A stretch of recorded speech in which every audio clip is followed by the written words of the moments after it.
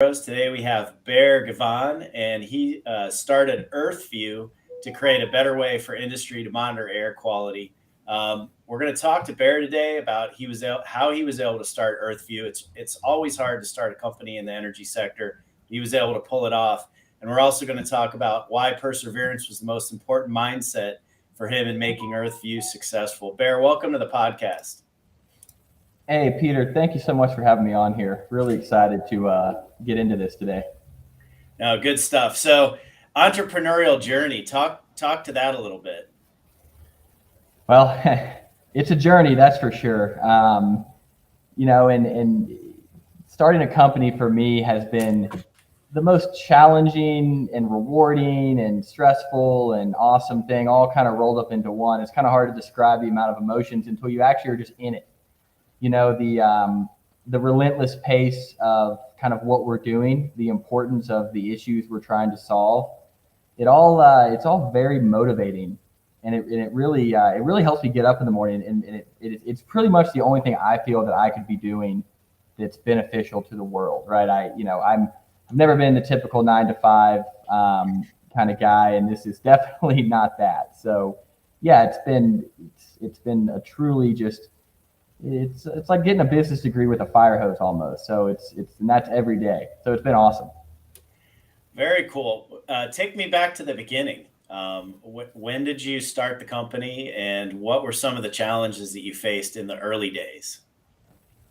Oh man, it's such an interesting question. And I'll tell you, when I was first researching how do you do this? Like how do you start a company? And there's just not a lot of info on it. There's not a lot of kind of guides to say, okay, well, how do you get that first bit of money to do your idea? How do how do you sell someone on something that's just an idea?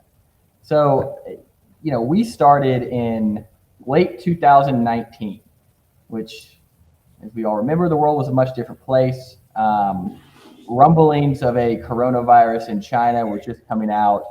We're thinking, man, it's not going to be a big deal. And it was.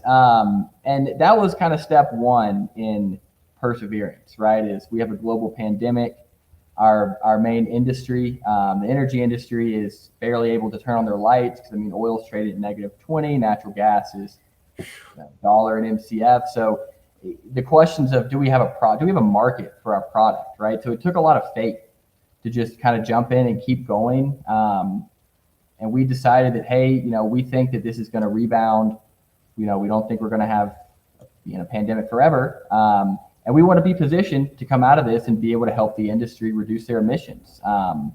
So that was a really challenging part, just understanding how do you do this? And, I would say having co-founders is essential, right? We all bring our own skills to the team, and it's near impossible to start out a company and then scale it with just one person. So having some other people in the foxhole with you really helped us all kind of persevere together. So that was huge early on. Was just kind of the camaraderie, the funness of getting our first units out in the field to test them, and then it just snowballed. And I don't think we could stop it even if we wanted to right now.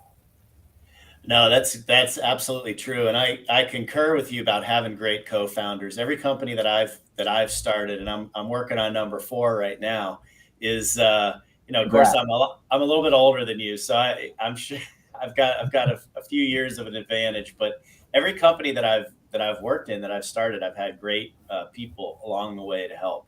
What do you think makes a great co-founder? What do you look for?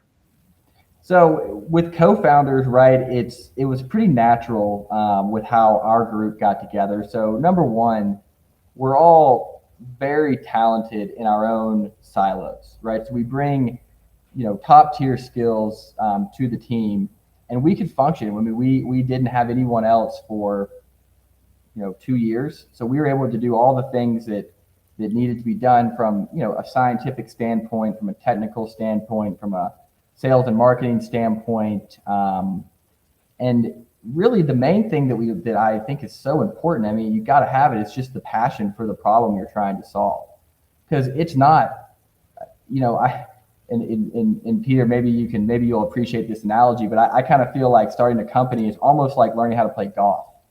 You're out there just hacking away and hitting shots left and right. And every now and then you get a nice shot, and that's what keeps you going. So that passion is kind of what keeps the team together and what keeps us going. And that's really the only thing that matters is, are you passionate about the problem? And of course, do you have the kind of the technical skills to help us get it off the ground initially?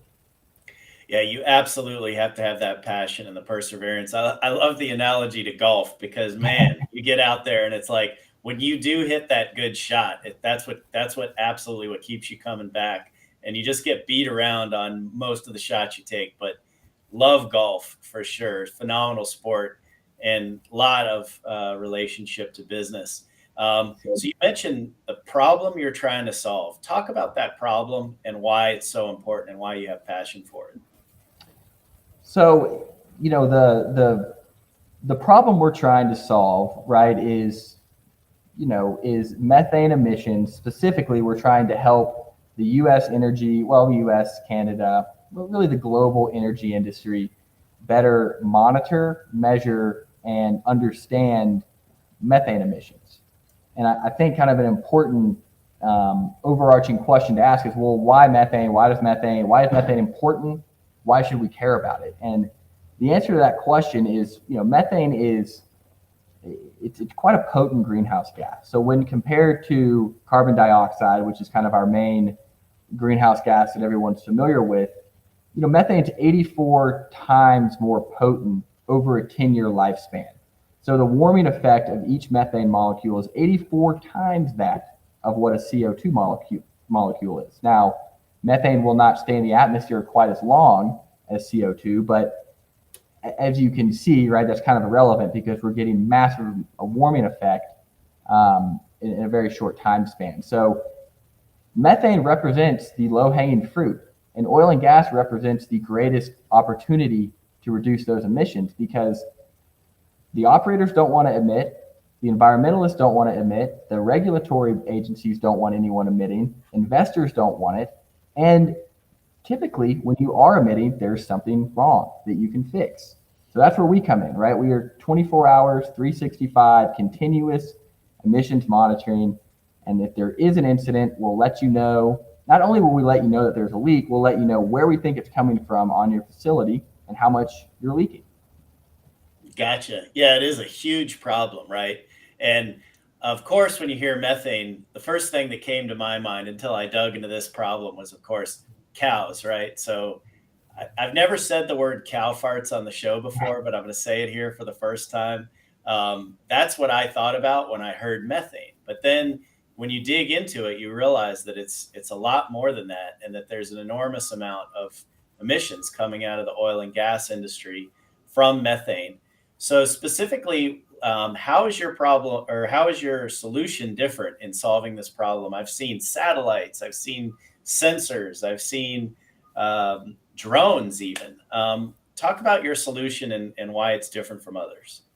Yeah, absolutely. So, you mentioned some of the other methods that we use to monitor methane, and so we've been able to use aircraft to a pretty high degree. So, former job, like I was able to fly research aircraft for 3 years, looking at methane emissions from Dead Horse, Alaska, down to off the coast of Mexico. So I've seen a lot of different emissions from a lot of different sources, and where our product is different, right? So if we just take a step back and look at emissions across the oil and gas value chain, we need to ask ourselves two questions. It's where are the emissions coming from? Is it upstream? Is it midstream? Is it downstream? And then of those subsectors, is it a specific type of facility? Is it a compressor station? Is it your typical upstream production facility? Like, where are the emissions coming from? And the answer from multiple decades of research and many different papers that I'd be happy to send out, I can't cite them off the top of my head, but the general consensus is that methane emissions can happen anywhere. It's not related to volume of production. It's not related to age of facility. They can happen all the time. And time is the other one. They can happen at any time. There's no there's no correlation between we have more emissions in the wintertime versus the summertime. It's completely random.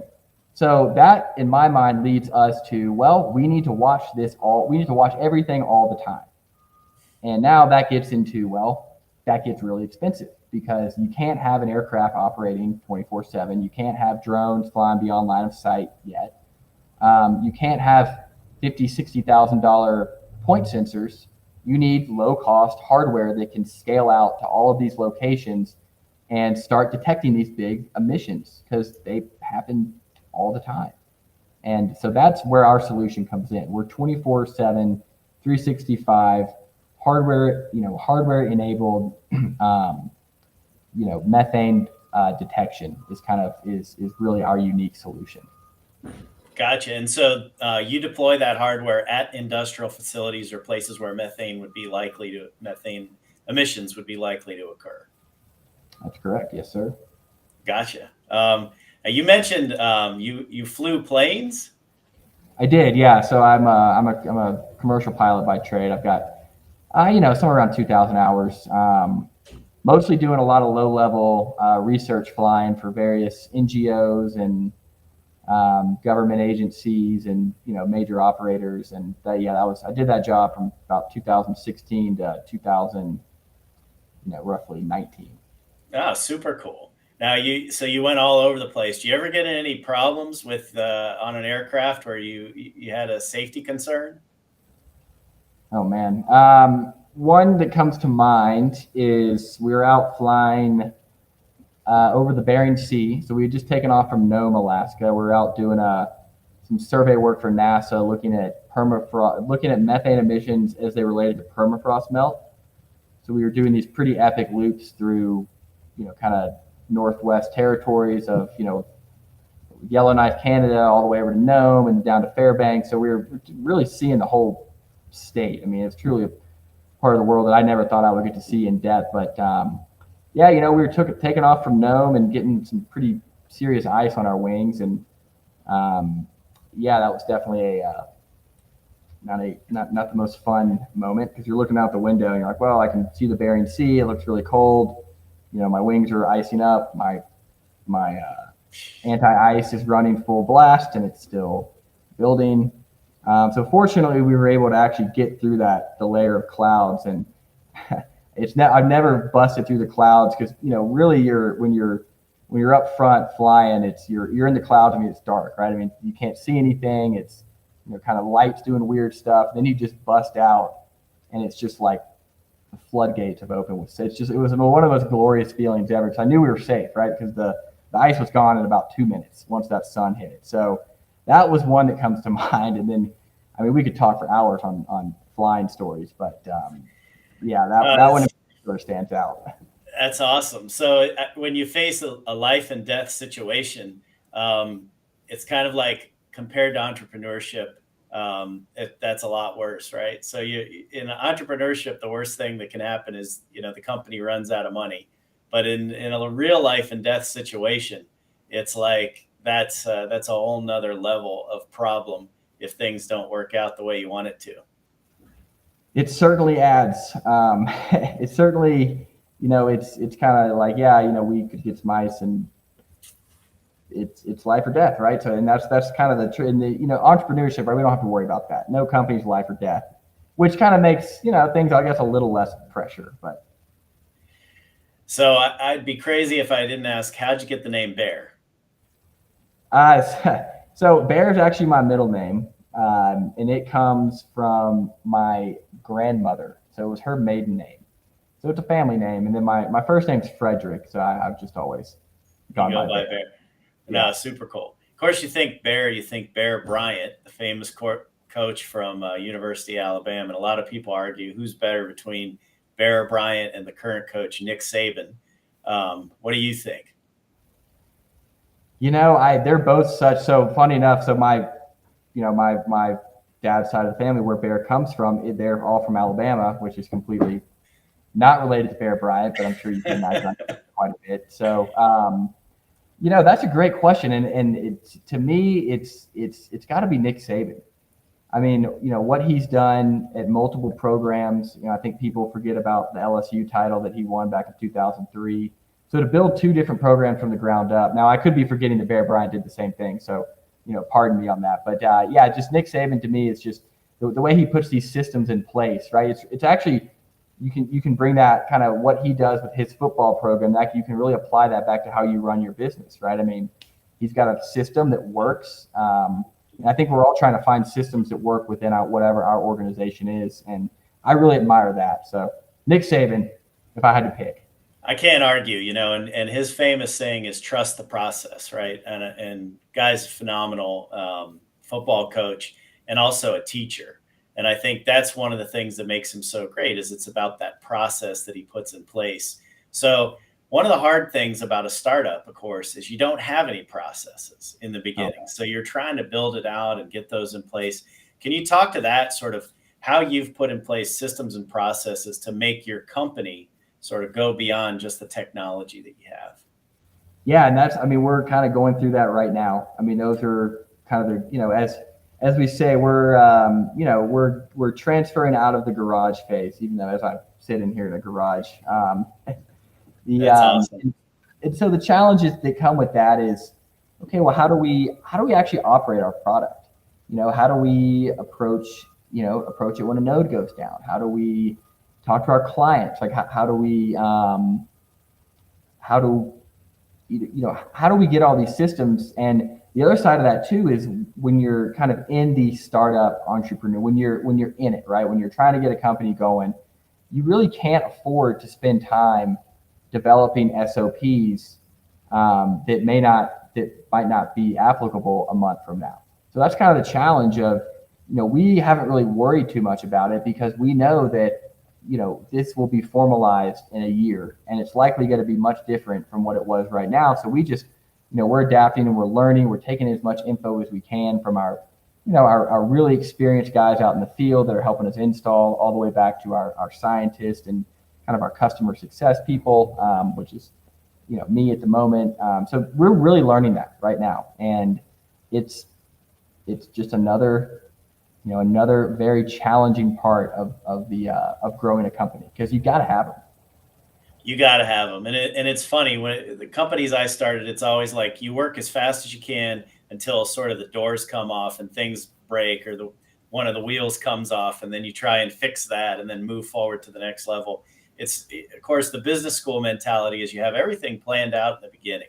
But in my experience, that just does not work. You've got to accomplish something and then fix what doesn't work and then accomplish something else. And that's why I love this word pivot that everybody sort of brought to the forefront now. I was talking about pivot 20 years ago is basically you start and you move and then you move again and then you keep going. It's more like kind of carrying a football as opposed to saying that you've got this pre-planned out path ahead of you. Oh, exactly. And I mean, it's funny. I would love to. I've got like a 50-page business plan that I wrote before I got started this. I hadn't looked at it one time, but that does not mean that the exercise of creating the business plan was not useful, right? It forces you to think about every aspect of your business because you will get asked those questions. Why would the industry want to buy your technology?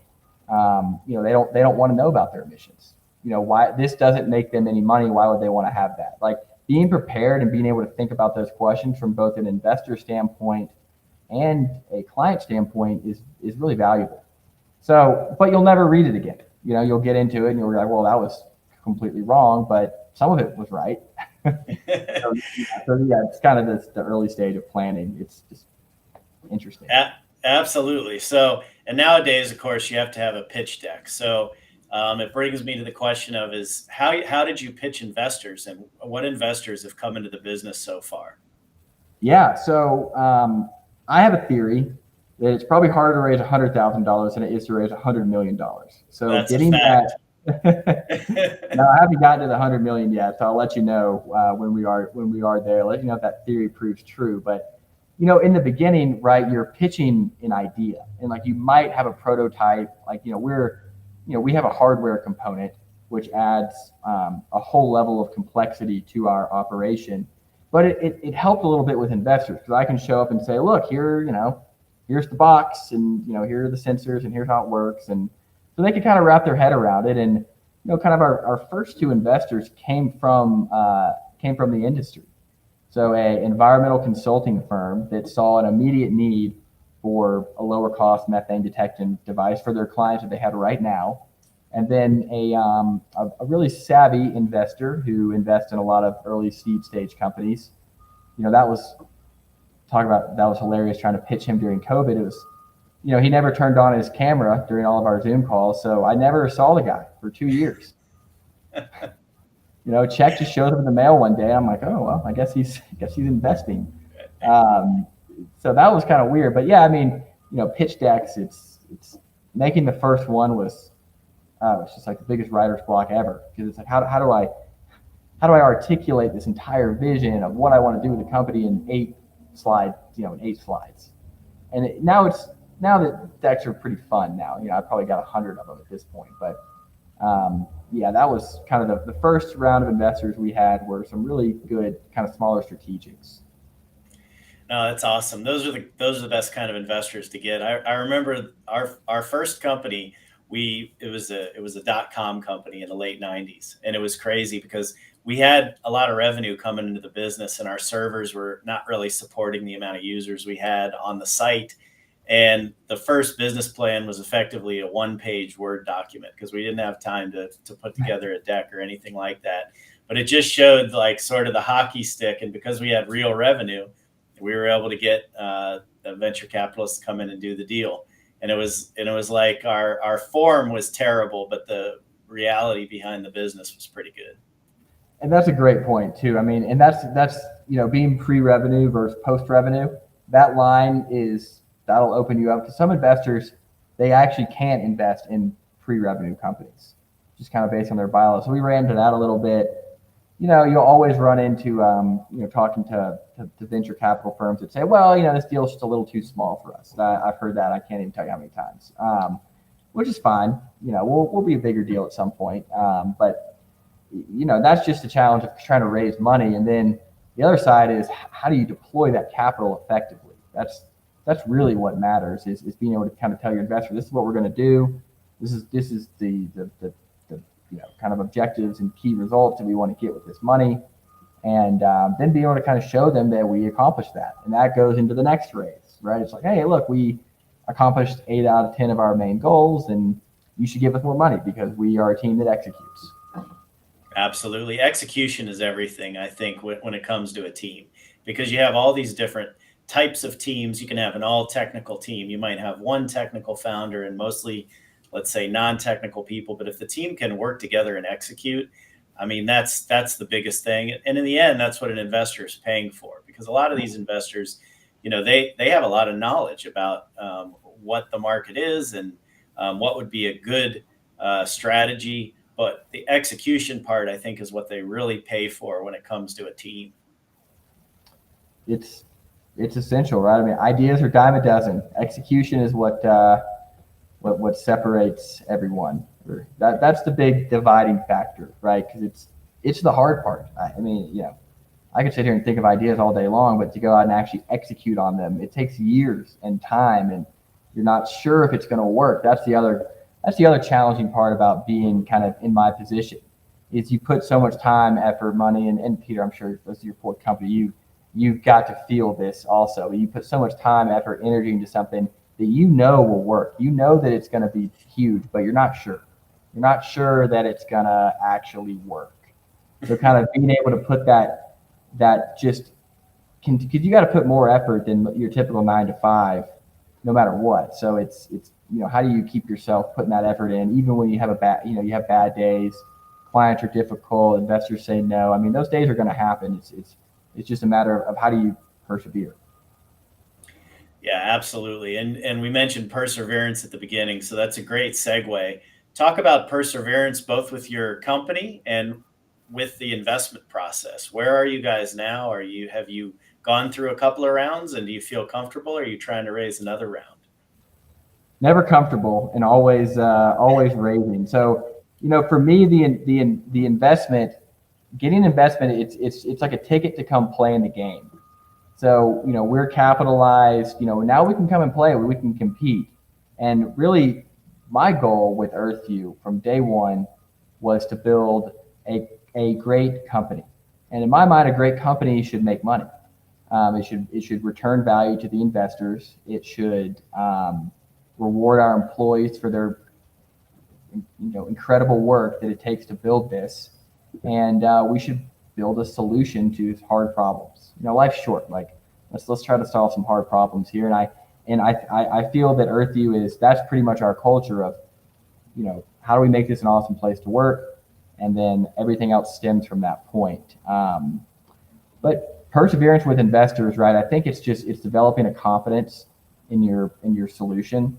I'm 100 times more confident in what we have now today than I was probably last year. So that translates out to these investor conversations. But I mean, it's like sales. It's just you're gonna hear no. You're gonna hear the word no a lot more times than you're gonna hear the word yes. And every time you hear that word yes, it's kind of like hitting that golf shot straight down the fairway. So it keeps you going. You get some more money in the bank. You got people that really believe in you, and hopefully you get to the point where you have more people wanting to invest, and you can actually be selective about who you take in, because that's really important too. It's just as important as getting good employees, as getting good investors. That hey, we're an energy technology startup that doesn't even exist in the categories of technology yet. So we're creating a market right now, and it takes time. And unfortunately, I don't know when the market's gonna go, when people are gonna be putting these on every well pad. I feel it's right around the corner. We're seeing signs, but having an investor that understands that is important. Um, and then just learning, being open to criticism. I mean, you know, I may be the CEO in title, but let me tell you, I answer to everyone at this company, whether it's my employees, my clients, my investors. I have multiple different bosses, even though I am the CEO. And I think kind of understanding that mentality really helps too. No, for sure. That's a fact. So are you guys out there in the market right now raising money? Are you guys trying to appeal to investors? We are. So, we are about halfway through a $2 million raise right now. So we're looking for anyone interested kind of in that, that range right there, kind of a Series seed investment. No, very good. And have you experienced any challenges with the change in the market over the last, with the bear market coming the last few months? Have you seen any pullback from investors, or is it pretty much you've been unaffected? So I've seen it in the tech world, valuations, or which I kind of agree with, valuations were a little inflated anyway. But no, fortunately for us, right, since we're kind of more tied to the traditional oil and gas sector, which is quite strong right now, and there's no real pathway to, increase supply, right? So therefore, demand is probably not going to go down, and therefore prices are likely going to stay high. And that's in natural gas, and that's in oil and gas, which really helps our value proposition that we're gonna make you money. If you put my units out there, we're gonna catch a leak probably within the first month. Typically, it seems kind of what and that if that leak is a couple MCF an hour, that's $30,000 you might have just saved until the next time someone comes in to inspect it. So our value proposition goes up. The energy sector is definitely not going to be shying away from environmental regulations, from kind of the ESG side of things. I think that's here to stay.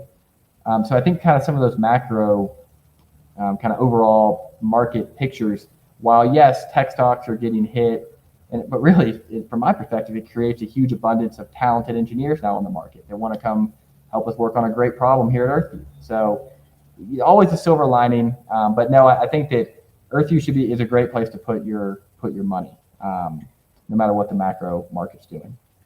No, that's a tremendous attitude to have, and that kind of attitude is what wins in the end. This is the third sort of correction that I've been through. You had the dot-com bubble, and it was amazing because I'm seeing the same thing happen now. Where when the dot-com bubble happened, you had a lot of people say, "Oh, that believe it or not, the internet is a fad. The internet is just like the fax machine, right?"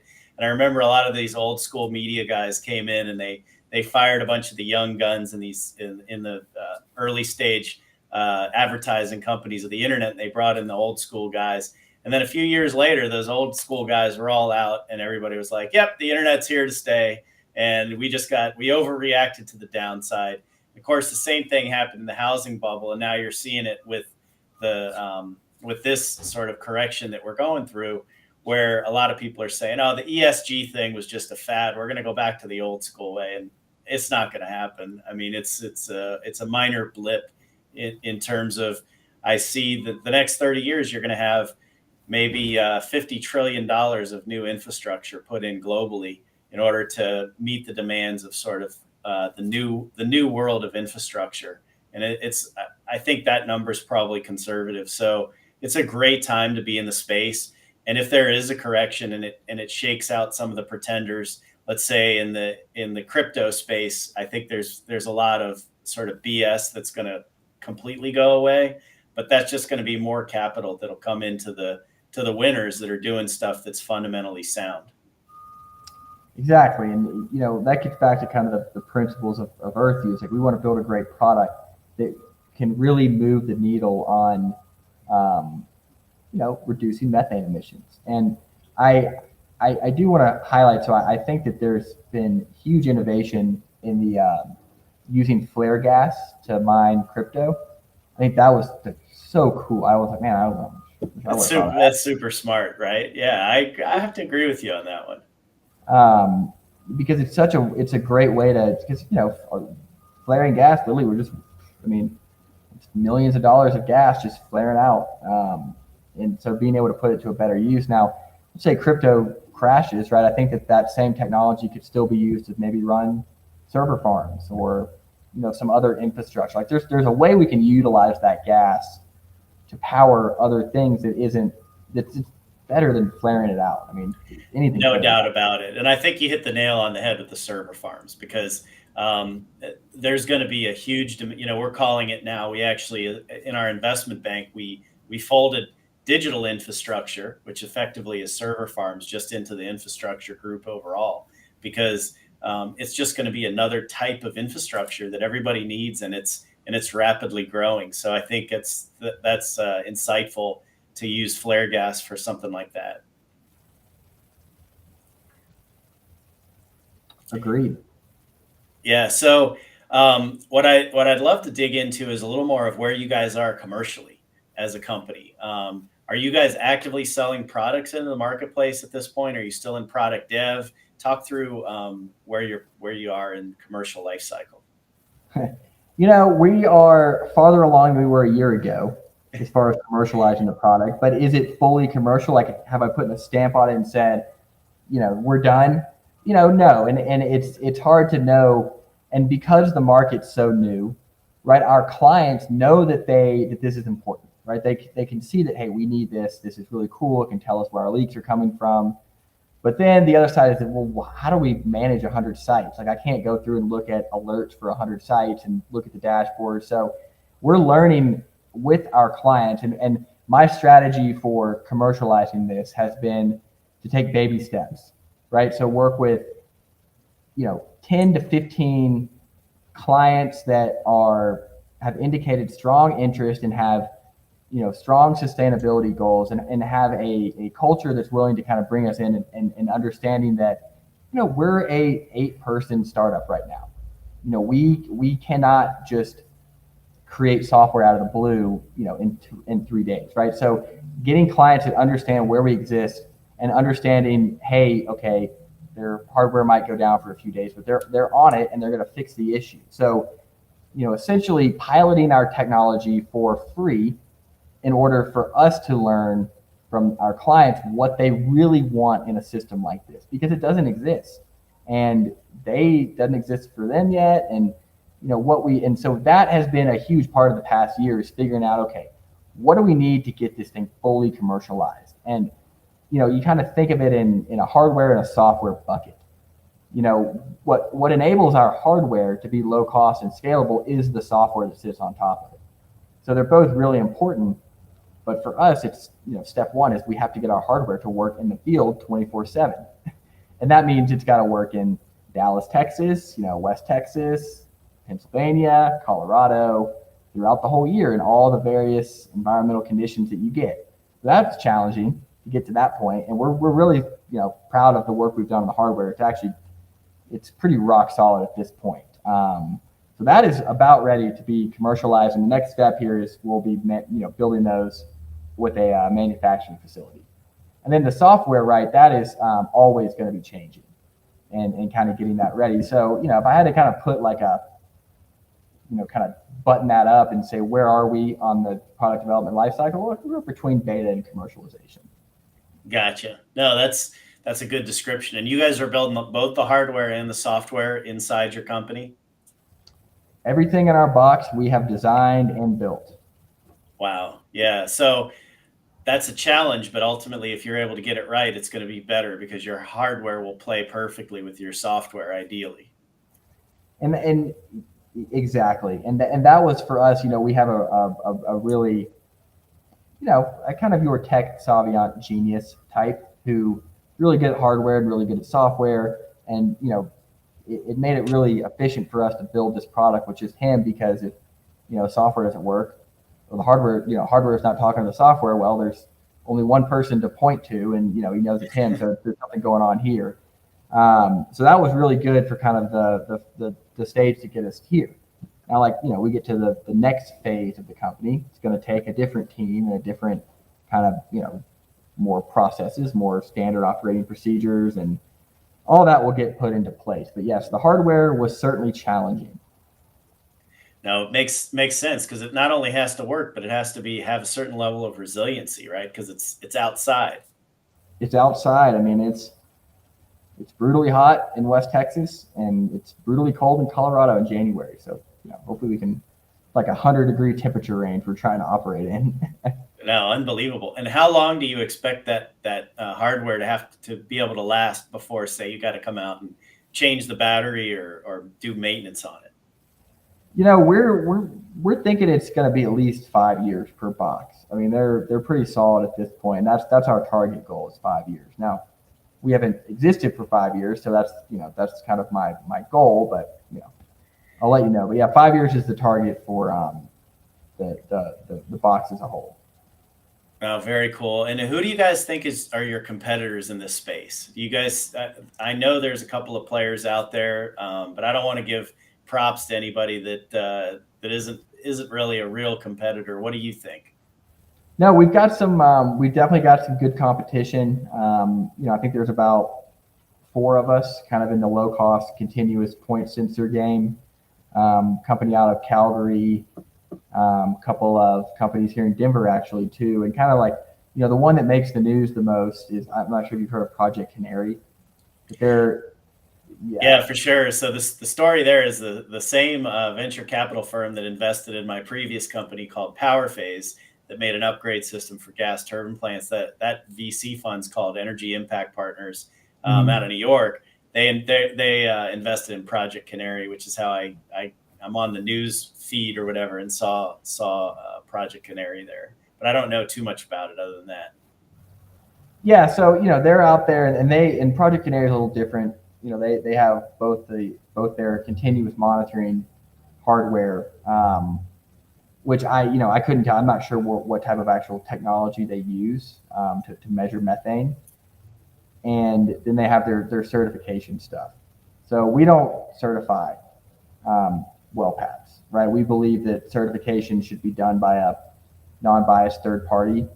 So we work with a few kind of leading certification bodies in that realm, with kind of the methane intelligence, MIQ being the main one. But yeah, definitely some other folks in the space, and we welcome the competition. Absolutely. And good point on the third party verification. That makes a lot of sense. I mean, I think best practices across industry, right? Is you want to have independent third party validating, verifying, certifying, whether that's the government or whether it's a nonprofit, but you want some kind of unbiased entity doing the validation. I think it's so important because I'm not sure, Peter, kind of what your thoughts are, and I'd love to kind of hear your thoughts on the certified gas market in general. But that's another thing. I don't think that's going anywhere either. Um, and then if you start to look and see, okay, well, as we start to kind of transition our energy infrastructure from away from coal into natural gas, like that still leads a big question mark of, as a pilot, batteries are really heavy, and it's going to be quite difficult to get electric aircraft to where we have them nowadays.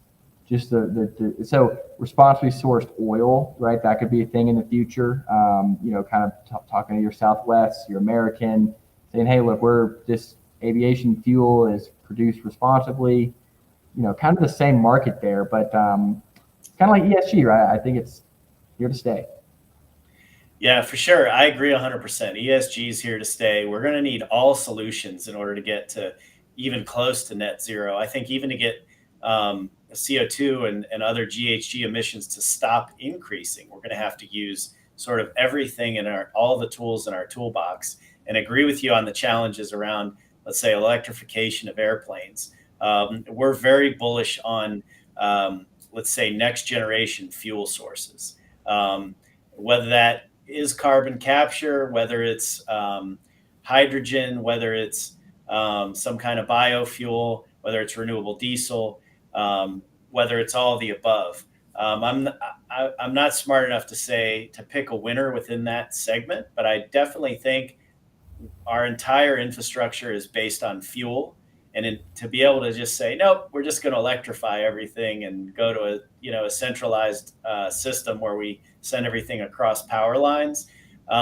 People have been trying to do that for a long time now. From the first day I got into the industry, it was, hey, let's take wind and solar and batteries and that'll solve everything, and it's not going to solve everything. You've got to have a balanced approach, and I think you have to have fuel. And so to your point, that means you're going to have to monitor and make sure that fuel is responsibly produced, sourced, and it's not emitting unnecessarily into the atmosphere. Exactly. And that same concept of, like, that goes for hydrogen. I mean, you can't have hydrogen leaks. Hydrogen is also a potent greenhouse gas.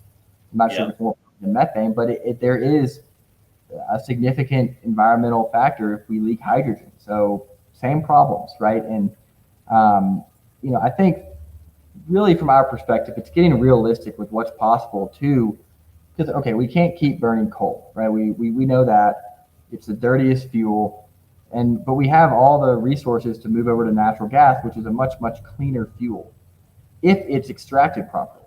And the technology you're looking at behind me, that is there to ensure that it is. And that's kind of where EarthView fits into this whole energy transition, which is now, when I started EarthView, I didn't even know what the energy transition was. I didn't know we were doing this. See, I've been learning quite a bit too about just the macro market to play, and here we are. It's actually a really cool feeling to get out on some of these pads and be like, hey, we're helping here. We're helping clean up oil and gas. Absolutely. And I think transition is the right word, right? And I think entrepreneurs get this intuitively, is that if you're trying to transition from something bad to something good, you have to do it one step at a time. You're not going to just leapfrog all the technologies and automatically get into, meet the Robinsons situation or the Jetsons. Like, you're going to have to do it in steps. And as you rightly point out, the next step is to get rid of coal entirely and move to gas. And then at some point, we can start to transition away from gas, but I think that's going to be a long time into the future. And who knows, we may be able to just use gas to create hydrogen, capture the carbon. We may be able to use gas and make sure that there's no methane leaking, and that the wells are responsibly created and maintained. So there's definitely a place, I think, for natural gas, and I do see it as the most important part of the energy transition. And you can clearly see that in Germany right now, where Russia's turned off the gas, and what's Germany doing? They're firing up their coal plants, and so now the emissions are through the roof. But what they won't tell you is the emissions have been not so great in Germany for a while, because they shut off all their nuclear power, which was a mistake, and they've overbuilt renewables. Which, what they don't tell you is, when the renewables aren't working, then they have to use what we call the old dog gas turbines and fire them up in order to maintain the power grid. So because electricity is something you can't just have shut off for people. So we've got to be smart about this thing. We do, and I think that you bring up a good point. Is electricity is something we can't just shut off for people, and I'm a big admirer of Chris Wright over there at Liberty Energy and kind of his stance on energy poverty. I think he makes just a brilliant point of, hey, there are 2.5 billion people on this planet that use less electricity per day than our refrigerator. So it's kind of like, okay, so now we're telling that these people that they can't benefit from coal that our society has benefited from 100 years to get to where we are, and now we're denying them that same because it's bad for the environment. Like, I think that's just such a it really just it makes me angry. Like, it's like we're missing all these people, like, and then, not to jump points here, but that solar panel behind me, that has a lifespan on it. That's going to end up being recycled somewhere. So it's not renewable. The sun is renewable, but the solar panel's not. And same with the windmill. So what do we call renewable? And it's all marketing, right? I mean, we're made to believe that a windmill just sits out there and spins forever, and it's just renewable. It's not true. Absolutely. And it's got to study geology in school, which was really eye opening to understand. I mean, everything it has to be mined from the earth, and mining is a very, very, very fossil fuel intensive process. Very dirty. So that's another thing where you have to balance there. It's just, how do you we're sweeping a lot of stuff under the rug here, I think, and that stuff is not going to go anywhere. It's not going away. That for sure, that's right. And we've got to really be smart about how we look at the life cycle GHG emissions of whatever technology we're using. Whether it's a battery has life cycle GHG emissions to it. It has to be from the mine all the way through the recycling location, if you will. So agree with that completely. So do you have an oil and gas background? Do you seem to really have a good understanding of the oil and gas industry? How did you decide to move from being a pilot in order to get into starting Earthview? So, as I was flying the research plane out in the Permian, and I had studied geology because I had wanted to kind of be an oil and gas geologist, and I made a bunch of money valeting cars one summer, and I was like, all right, I'll try to get my pilot's license. So they kind of, and then I ended up working for a company that's now pretty big in the space, but they were tiny when I got there. Just one guy and a couple planes, and it was kind of like the coolest job. I could not say no to that job. He was like, "You want to go fly my research plane around me for 12 times?" Yeah, of course I do. So I've always been into energy, right? I mean, from my standpoint, I love the geopolitics of energy. How do the Saudis and the Russians and the U.S. how do we all interact? And then through Earthview, I've been, I'm like I get out, I get to talk to all these, guys out in the field that are running these facilities, and just trying to be a sponge and just learn as much as I can about how these facilities work. Where the emissions and kind of what we do, right? You just kind of have to learn how they work. So just kind of being in the space, I've managed to pick up, at least in layman's terms, I can at least not get myself over my head. But you talk to some of these petroleum engineers, they're definitely much more well-versed in this stuff than I am. Yeah, no doubt. So you mentioned valet parking. A lot of people don't realize how much money you can make in valet parking. Not to sort of deviate, but I grew up in Fort Lauderdale, and man, you could just really make a killing. Valet parking and bartending, two jobs that are highly underrated to fund entrepreneurial activities in my mind.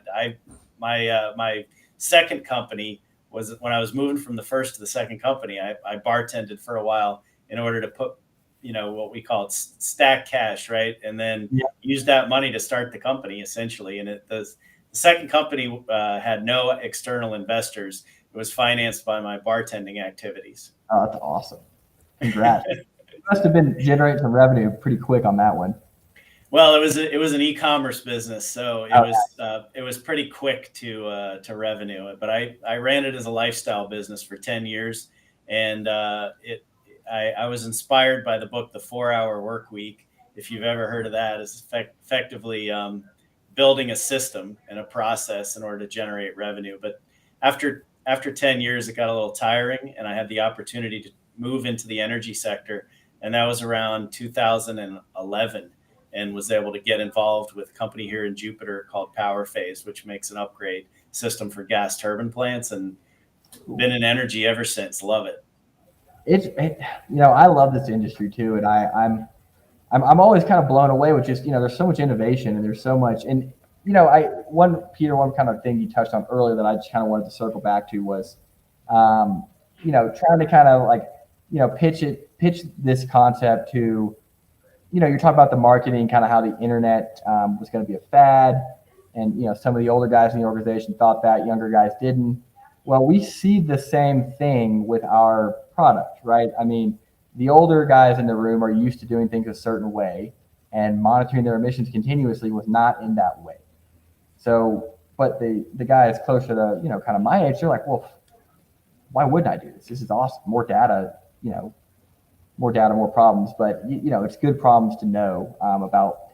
Essentially, you don't want someone else finding that your tank is leaking before you do, because you might get fined. I mean, you can get fined in Colorado, I think, up to 15 grand a day for leaks going on. So it's real money.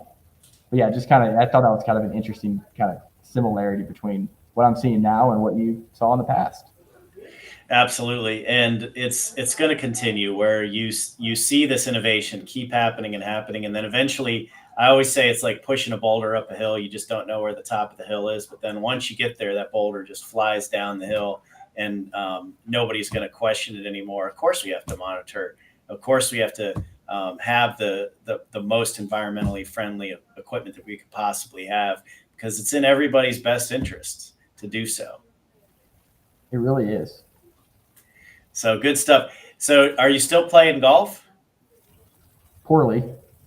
Yeah, it's funny. I haven't been on a golf course in about 4 years, and it's because of the entrepreneurial bug.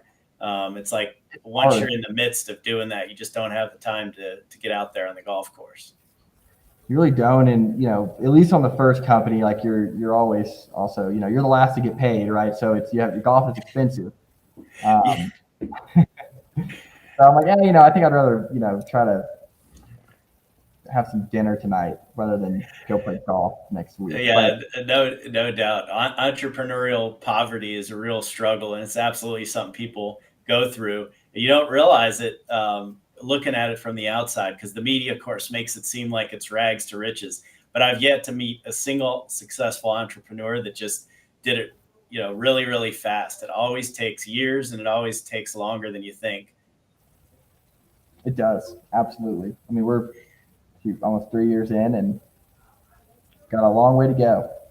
Yeah, no doubt about it. But that's where that perseverance comes in, and you've definitely got the right mentality to be successful. No doubt that that you're gonna make it happen here. And it's really been awesome having you on the show, Bear. I think it's exciting anytime I can talk to somebody that's been through that entrepreneurial journey. My view is that really is what makes our country great, is entrepreneurs that stick through challenges and keep going forward when other people tell them to stop. So hats off to you. Man, Peter, I really appreciate that. And it takes a village, right, to build a company. And I think that's just a really important point. Is yeah, I get to go out and kind of be the face, but I wouldn't be able to be where I'm at without our co-founders, without our two guys over in the shop actually helping to build our units. I mean, everyone has a really important role in a startup, and there's no real time to waste on people that you can't treat it like a 9 to 5, right? You have to have people that understand that mentality, and I'm so fortunate to have such a solid team that everyone gets that. And Sunday morning, well, guys, we gotta have a meeting. Sorry, everyone's on. No, for sure. Team is everything. Bear, it's really been a pleasure. I invite any investors out there that are watching to check out earthview.io and reach out to Bear on LinkedIn, or through the website if you're interested in getting involved in their round. And I think Earthview is going to be successful because it's got a great team behind it. And of course, I'm not making any financial recommendations here. I always have to give that disclaimer. But I love to meet great entrepreneurs who are really changing the world and helping to make the energy transition make it happen. So, Bear, it's a pleasure having you on today, and look forward to following Earthview as it continues to grow. Awesome, Peter. Yep, great to be on here.